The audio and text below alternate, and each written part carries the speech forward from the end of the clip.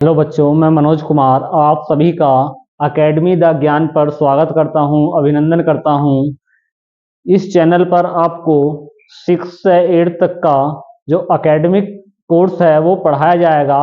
फिलहाल इसका ऐप बनाया गया है इस चैनल का, और उस ऐप का नाम भी अकेडमी द ज्ञान ही है, जहां पर आपको 2025 की बोर्ड परीक्षा को ध्यान में रखते हुए तैयारी कराई जाएगी। कुछ रिवीजन कोर्स कराए जाएंगे। रिवीजन कोर्स उस पर दिए गए हैं। 6 से 8 तक का रिवीजन कोर्स दिया गया है जो बच्चों को तैयारी करनी है। 9th 10th का कोर्स दिया गया है, 11th और 12th का। स्पेशली जो तैयारी करनी है 10th और 12th के बच्चों का, 10th और 12th, इन दो क्लासों को विशेष ध्यान रखा गया बोर्ड परीक्षा को ध्यान में रखते हुए। और सबसे पहले जो इस ऐप पर कोर्स लॉन्च करे गए हैं वो कोर्स हैं आपके मैथ के कोर्स लॉन्च कर दिए गए हैं। और बहुत सस्ती सी फीस है। फीस आप पे कर सकते हैं, 200-250 रुपये, कोई बड़ी बात नहीं है। केवल ऐसा खर्चा लिया जा रहा है कि जो इसमें मटेरियल में यूज हो रहा है वही खर्चा लिया जा रहा है, बाकी कोई खर्चा आपसे नहीं लिया जा रहा। और इस ऐप के माध्यम से आपको क्लास दी जाएंगी, लाइव क्लास भी चलेंगी, रिकॉर्ड क्लास भी आपके पास आएंगी, और पीडीएफ आपको मिलेगी, टेस्ट सीरीज मिलेगी, क्यूज मिलेगी। जो आपको यहाँ पर देखो दिया गया है, ये है टेस्ट सीरीज है, क्यूज है, लाइव क्लासेस, वीडियो रिकॉर्डिंग, और प्रीवियस ईयर के जो पेपर हैं उनकी प्रैक्टिस आपको कराई जाएगी। यानी कि आपकी तैयारी में पूरी मेहनत कराई जाएगी, कोई भी समस्या आपको नहीं होने दी जाएगी। तो इसलिए आप ऐप पर जाइए, ऐप को प्ले स्टोर से डाउनलोड कर सकते हैं। डाउनलोड करने के बाद में इस प्रकार से आपके कोर्स खुलेंगे। कोर्स खुलने के बाद आप जैसे ही कोर्स को देखोगे, जो सा भी कोर्स आप लेना चाहोगे, जिस भी क्लास के स्टूडेंट हो उस क्लास का कोर्स आप लेना चाहोगे, तो वहां पर आपको एक कूपन मिलेगा भाटी जीरो के नाम से। अगर आप उसका यूज करते हो तो आपको 20 रुपए का और बेनिफिट मिलेगा। उसके बाद आप कोर्स को आई एम इंटरेस्टेड करोगे तो आपके पास मैसेज आएगा जहां पर आपको लिंक मिलेगा। इस लिंक पर जैसे ही आप करोगे तो आपको पेमेंट का प्रोसेस मिल जाएगा। पेमेंट होने के बाद आप कोर्स पर जा सकते हैं और वहां से क्लास ले सकते हैं अपनी। मैं आपको बता दूं, मैं अब फिलहाल जो आपको इंफॉर्मेशन देने आया हूं वो इंफॉर्मेशन ये है कि 10th की क्लास यहाँ पर चलनी स्टार्ट हो गई हैं। 10th की क्लास स्टार्ट हो चुकी हैं, और 10th की क्लास 6 यानी कि 6 से 7 PM के बीच चलेगी। शाम 6 बजे से क्लास स्टार्ट हो जाएगी और 1 घंटे की क्लास होगी, जो ऐप पर होगी, आपकी डेली होगी। और संडे को यूट्यूब पर इसी चैनल के माध्यम से आपकी प्रैक्टिस कराई जाएगी, जहां पर 50 क्वेश्चन आपको हर चैप्टर के MCQs दिए जाएंगे। तो आप जुड़ जाइए इस चैनल से, इस चैनल को शेयर करिए, फैला दीजिए पूरे में, जिससे कि सभी बच्चों को इसका बेनिफिट मिले, सभी को लाभ मिले, उनकी परीक्षा में कोई बाधा ना आए। इसलिए सभी को शेयर करें इसको, और आप भी सभी सब्सक्राइब करें, वीडियो को लाइक जरूर कर दें एक बार, और वीडियो को शेयर करें जिससे कि सभी के पास जानकारी पहुंच जाए।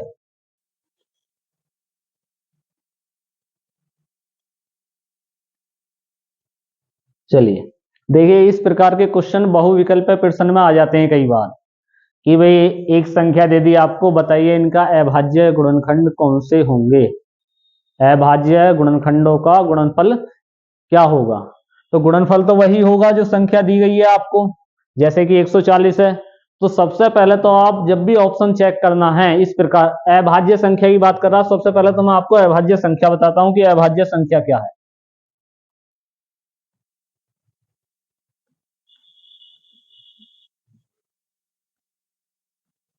अभाज्य संख्या, अभाज्य संख्या क्या है? तो अभाज्य संख्याएं वे संख्याएं होती हैं जिनके केवल दो गुणनखंड होते हैं। गुणनखंड का मतलब क्या है?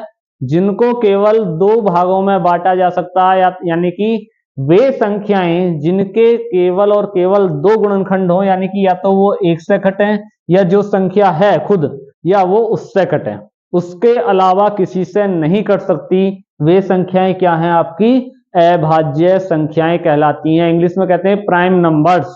क्या कहेंगे? Prime numbers. अब जैसे कि 2 है, 2 कैसी संख्या है आपकी अभाज्य संख्या है। क्यों है 2 अभाज्य संख्या? क्योंकि 2 या तो 1 से कट सकती है पूरी पूरी या 2 से कट सकती है, इसके अलावा तो किसी संख्या से नहीं कट सकती। अब बात आती है सबसे पहले एक, एक क्या अभाज्य संख्या है? 1 प्राइम नंबर्स है या नहीं है? प्राइम नंबर है या नहीं है? तो 1 प्राइम नंबर नहीं है, अभाज्य संख्या नहीं है। 1 अभाज्य संख्या नहीं है क्योंकि अभी जो डेफिनेशन मैं आपको बता रहा था उसमें बता रहा था कि किसी भी संख्या के 2 गुणनखंड होने पर वो प्राइम नंबर होता है। किसी भी संख्या के 2 गुणनखंड होने पर वो क्या कहलाती है? अभाज्य संख्या कहलाती है। लेकिन 1 है तो 1 तो केवल और केवल 1 से ही कटेगा। 1 2 संख्याओं से नहीं कट सकता, केवल 1 से ही कटेगा, इसलिए 1 प्राइम नंबर नहीं है। सबसे पहले बहुविकल्पीय प्रश्न में इस प्रकार का ही प्रश्न आ जाता है आपका।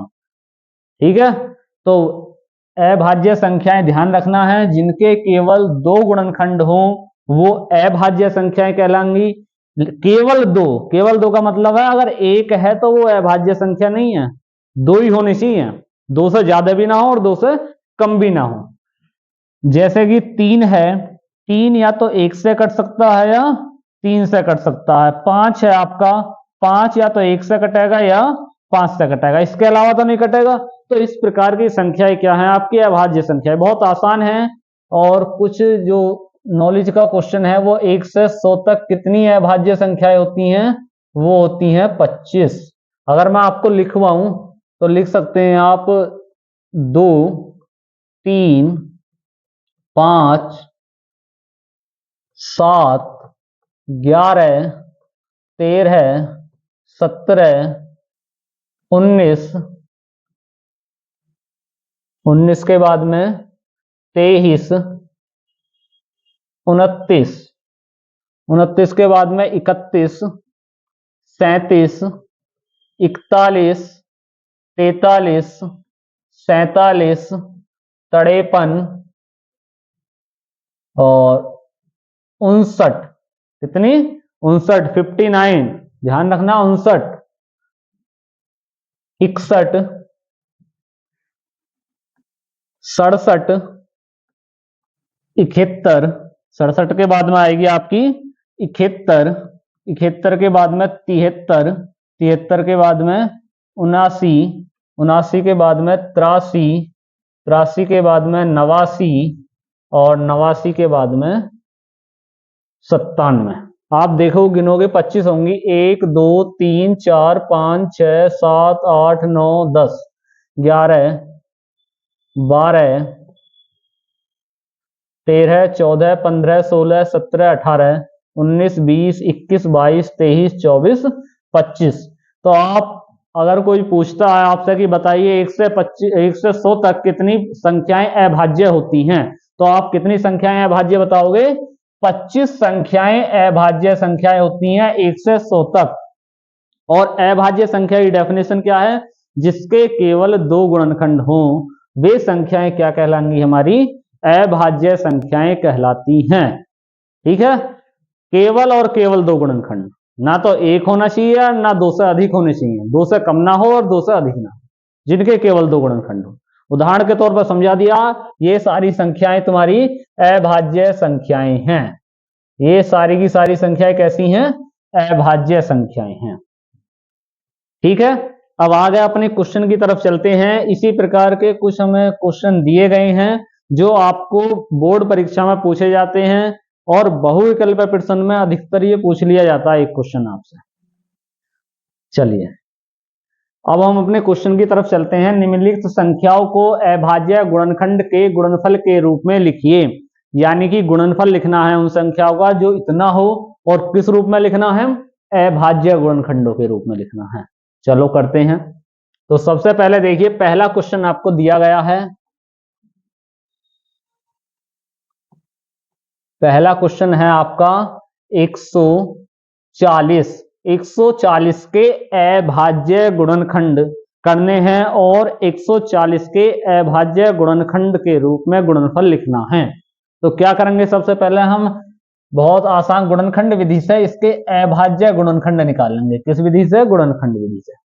चलो देखते हैं। यह संख्या देखिए 2 से कटेगी, 2 सत्ते 14, 70 बार कट गई। फिर 2 से काटेंगे हम, 35 बार कटेगी। कितनी बार कटेगी? 35 बार। फिर 2 से तो नहीं कट सकती। अब 3 से काट कर देखते हैं, क्योंकि 3 भी प्राइम नंबर है, नहीं कट रहा। 3 से भी नहीं कट रहा 35। किससे कटेगा? 4 से हमें देखना नहीं है, क्योंकि 4 प्राइम नंबर नहीं है। तो हम किससे काटेंगे? अब इसे 5 से काटेंगे। 5 सत्ते 35 और फिर 7 से काटेंगे, 7 एकम 7। कट गई पूरी। यानी कि अब इसको हम किस रूप में लिख सकते हैं? गुणनखंड के रूप में। 2 गुणा 2 गुणा 5 गुणा 7। सारे के सारे फैक्टर जो हमें प्राप्त हुए हैं वो अभाज्य मिले हैं। क्या हैं? अभाज्य हैं। क्योंकि अभाज्य क्यों है? क्योंकि 2 को भी देखोगे आप, कैसा है? अभाज्य नंबर है। इस 2 को, 5 को, 7 को, सारे के सारे क्या हैं? अभाज्य।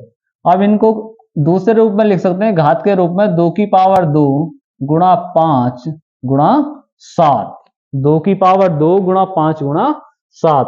तो 140 के अभाज्य गुणनखंड क्या हुए? 2 की पावर 2 गुणा 5 गुणा 7। इसी प्रकार से अगला सवाल है, सेकंड सवाल 156। 156 के अभाज्य गुणनखंड अगर करोगे तो 156 किससे कटेगा? 2 से ही कट जाएगा। पहले तो 2 से कटने का नियम क्या है? अगर अंतिम अंक सम है, अंतिम अंक 0 है या सम है, वो क्या हो जाएगा? 2 से कट जाएगी संख्या। तो 2 सत्ते 14, 1 बचा, 2 अट्ठे 16। फिर 2 से काटोगे, 2 तिया 6, 2 नाम 18। अब तो 2 से नहीं कटेगा। अब देखते हैं 3 से कटता नहीं कटता। तो 3 से कटेगा। 3 एकम 3 और 3 तिया 9। अब 13 तो खुद ही अभाज्य है, तो 13 एकम 13। 13 एकम 13। तो इसके अभाज्य गुणनखंड क्या हुए?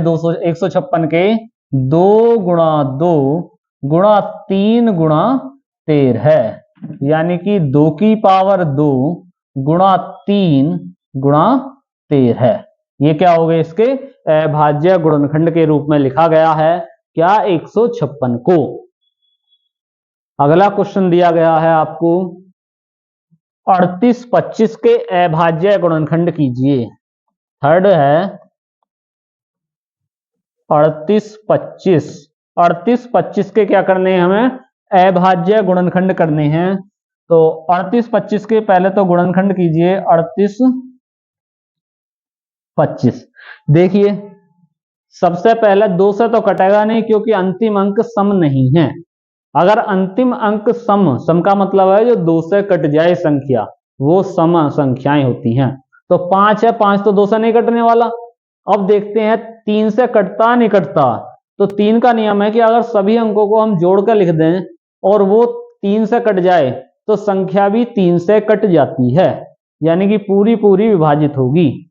8 और 3 11, 11 और 2 13, 13 और 5 18, 18 तो आ रहा 3 के पहाड़े में, यानी कि कट जाएगी। ये संख्या किससे कट जाएगी? 3 से कट जाएगी।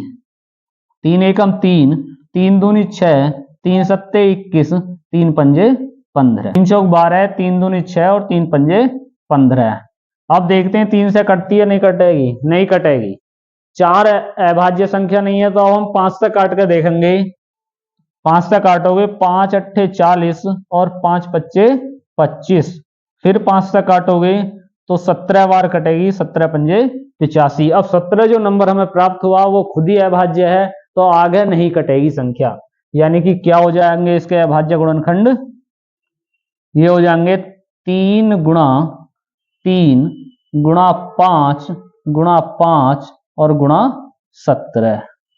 3 गुणा 3 गुणा 5 गुणा 17। इसे लिख सकते हैं आप 3 की पावर 2 गुणा 5 की पावर 2 गुणा 17।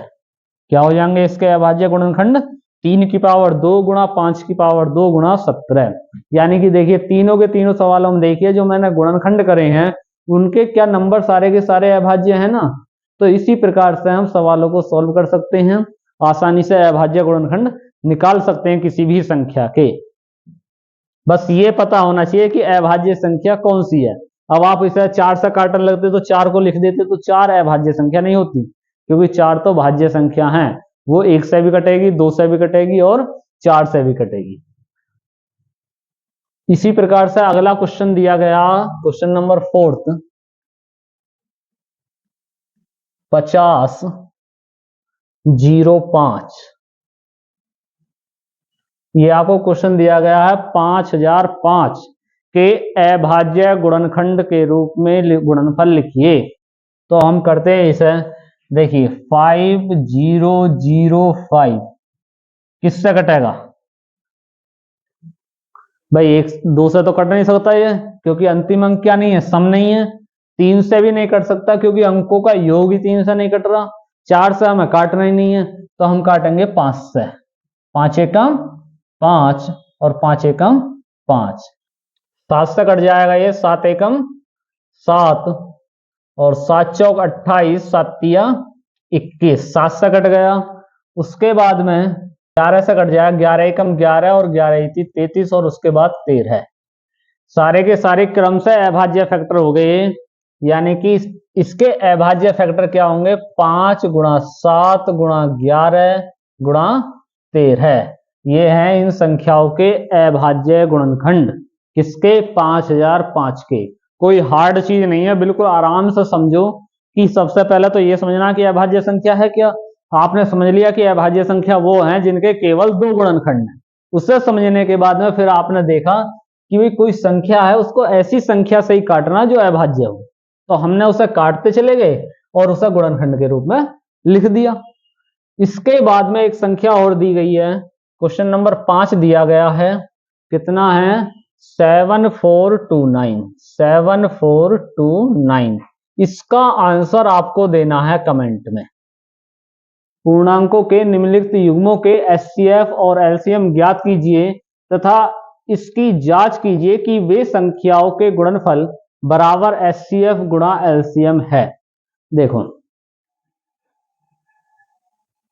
आपने पढ़ा है एचसीएफ और एलसीएम, पहली क्लासों में पढ़ते हुए आ रहे हो बहुत। एचसीएफ और एलसीएम क्या होते हैं दोनों?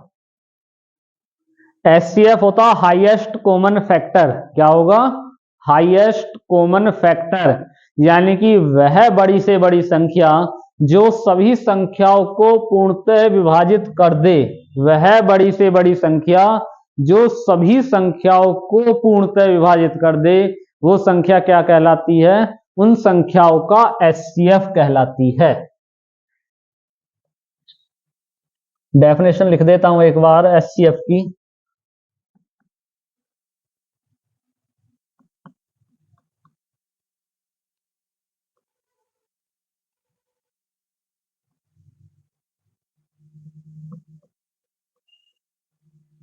वह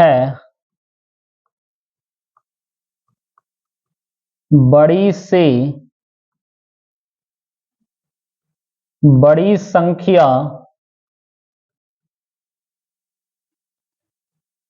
जो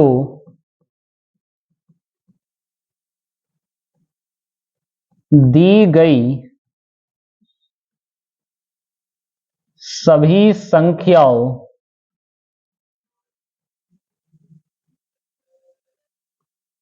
को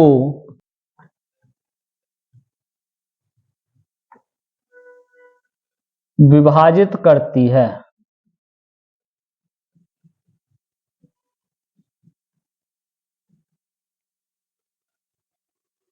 उन दी गई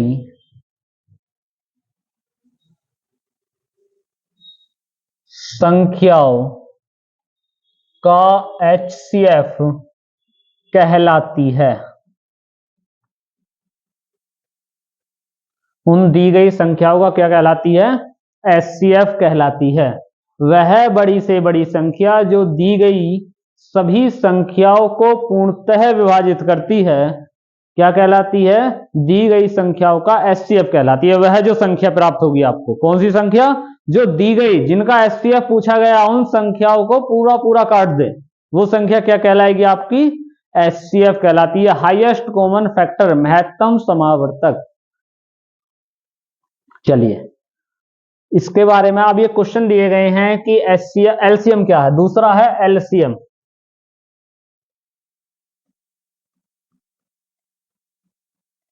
एलसीएम, एलसीएम होता है least common multiple. Least common multiple यानी कि जो दी गई संख्याएं हैं उनका ऐसा छोटे से छोटा मल्टीपल, वह छोटी से छोटी संख्या जो दी गई संख्याओं से, दो शब्द का फर्क है, वहां पे को है और यहां पे से है, से पूर्णतः विभाजित हो जाए, वह क्या कहलाती है? उन संख्याओं का एलसीएम कहलाती है। वह छोटी से छोटी संख्या जो दी गई सभी संख्याओं से, जो दी गई सभी, देखो यहां पर को आया था और यहां पर क्या है? से शब्द, ये ध्यान रखना, से पूर्णतः विभाजित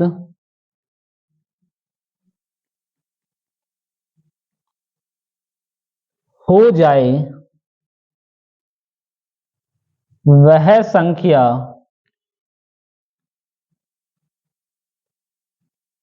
दी गई संख्याओं की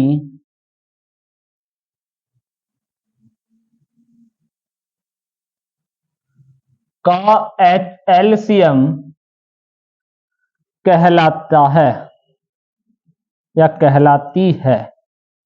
वह क्या कहलाती है? उन संख्याओं का एलसीएम कहलाती है। Least common multiple, highest common factor है वो, ये लीस्ट कॉमन मल्टीपल है। ये तो दोनों डेफिनेशन हो गई एचसीएफ और एलसीएम की। तो वो कह रहा है भाई संख्याएं दी गई हैं, उनका क्या करना है? हमें एचसीएफ और एलसीएम निकालना है। तो एचसीएफ और एलसीएम अगर आपने डेफिनेशन समझ ली अच्छी तरीके से तो आप आसानी से इन्हें निकाल सकते हैं। एचसीएफ और एलसीएम निकालने के बाद भी वो एक चीज और कह रहा है कि ये दिखाइए कि दोनों संख्याओं का जो गुणनफल है वो एचसीएफ गुणा एलसीएम के बराबर होता है नहीं होता।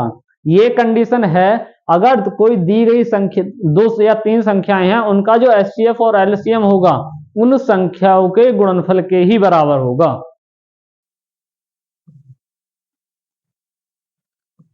दी गई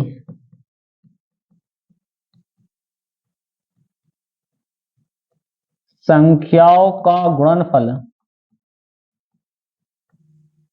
बराबर होता है एचसीएफ गुणा एलसीएम। किसके बराबर होगा? एचसीएफ गुणा एलसीएम के बराबर होगा।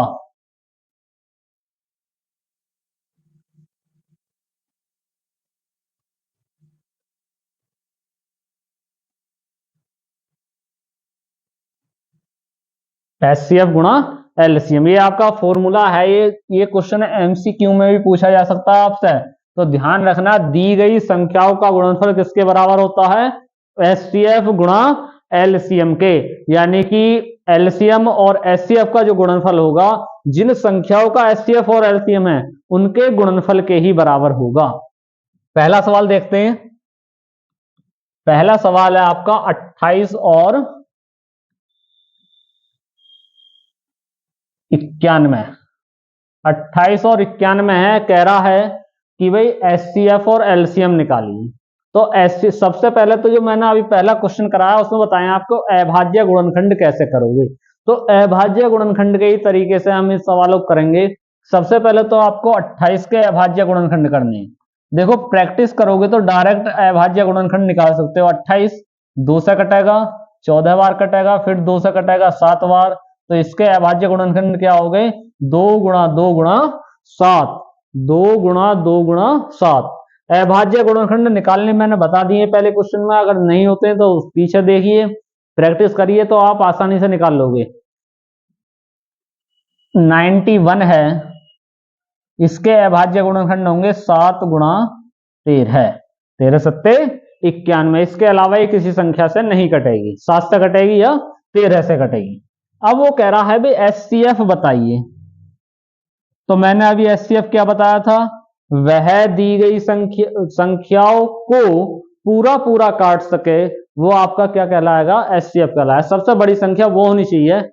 अब सबसे बड़ी संख्या का मतलब है कि दोनों में वो संख्या हो तभी तो दोनों काट सकेगा वो सबसे बड़ी संख्या। तो आप देखिए दोनों में कॉमन संख्या क्या है, आपको देखो यहां पर सब दिख रहा कॉमन, तो कॉमन का मतलब कॉमन संख्या देखनी है सबसे पहले तो, और फिर कह रहा हाईएस्ट, बड़ी से बड़ी। तो यहां तो एक ही कॉमन संख्या है दोनों में, क्या है, 7। कितनी है कॉमन संख्या, 7। तो एचसीएफ क्या हो जाएगा आपका, 7 हो जाएगा। एचसीएफ 7, कितना हो जाएगा, 7। तो एचसीएफ तो बहुत आसान है, दोनों में जो कॉमन हो वो उठा लो, जितनी भी संख्याएं दोनों में कॉमन है उन्हें उठा लीजिए। तो हमें तो दोनों में 7 ऐसी संख्या मिली 7 कि दोनों में कॉमन है, इसलिए हाईएस्ट कॉमन फैक्टर इसका क्या हो गया, 7 हो गया। उसके बाद में एलसीएम लेना है, लीस्ट कॉमन मल्टीपल। अब इसका क्या करना है, देखिए पहले तो आपको जो कॉमन संख्या है उसे तो एक बार ही लिखना है, जो कॉमन संख्या है वो तो एक बार लिखना है, बाकी जो भी बची हुई संख्या है उन्हें लिख लीजिए। ध्यान रखना है जो में से आपका आया है, में से वाले में एचसीएफ में, उसको तो एक बार लिख लो, बाकी जो भी संख्याएं बची हुई हैं उनको लिख लीजिए, दोनों में जो भी संख्याएं, लेकिन जो कॉमन है वो केवल एक बार ही लिखनी है, यानी कि में से को लिखने के बाद में जो जो संख्याएं बची हुई हैं वो लिख लेना। तो कितना हो जाएगा, इसका एलसीएम निकालोगे, 7 दूनी 14 और 14 दूनी 28 और 28 30 84 का 4 और 28 एकम 28 और 8 36। तो एलसीएम कितना हो गया इसका, 364। एलसीएम कितना आया। अब वो आगे हमें क्या बता रहा है कि भाई वे उन संख्याओं का गुणनफल ये सिद्ध करके बता दीजिए कि एलसीएम गुणा एचसीएफ के बराबर होता। तो दोनों संख्याओं का गुणनफल निकालेंगे पहले तो हम,